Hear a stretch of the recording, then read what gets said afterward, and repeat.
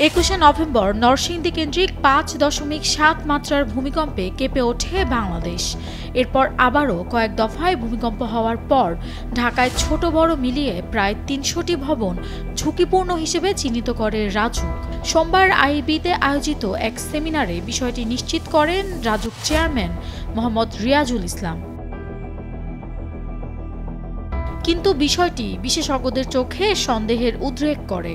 Institute of architects বাংলাদেশের সভাপতি স্থপতি ডক্টর আবু সাইদ এম আহমেদ বলেন, কোনো ভবন ভূমিকম্পের ঝুঁকিতে আছে কিনা তা পরীক্ষা নিরীক্ষা করতে অন্তত 7 দিন সময় লাগে।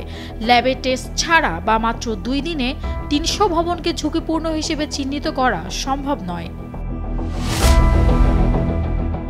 তদন্তে দেখা গেছে, ভূমিকম্পের পর রাজুক কর্তৃপক্ষ ঝুঁকিপূর্ণ ভবন চিহ্নিত করার কোনো প্রক্রিয়ায় নেয়নি।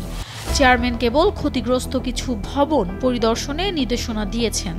পরে রাজুকের পরিচালক মোহাম্মদ মনিরুল হক জানান, 300 ভবনের তথ্য অনুমান ভিত্তিক ছিল এবং শীঘ্রই সঠিক সংখ্যা প্রকাশ করা হবে। এতে বিশেষজ্ঞরা সতর্ক করে বলছেন, ভুল তথ্য জনমনে বিভ্রান্তির সৃষ্টি করতে পারে। এছাড়াও জাহাঙ্গীরনগর বিশ্ববিদ্যালয়ের অধ্যাপক ও আইপিডি নির্বাহী পরিচালক আদিল মোহাম্মদ খান বলেন, রাজুকের মতো সংস্থা যে তথ্য দেবে তা অবশ্যই সঠিক সমীক্ষার ভিত্তিতে হওয়া উচিত। রাজুকের অনুমান ভিত্তিক ঘোষণা মিডিয়ায় ব্যাপক আলোচনার জন্ম দিয়েছে। ফলে সংস্থাটি তড়িঘড়ি করে ঝুঁকিপূর্ণ ভবনের তালিকা প্রস্তুত করার চেষ্টা চালাচ্ছে।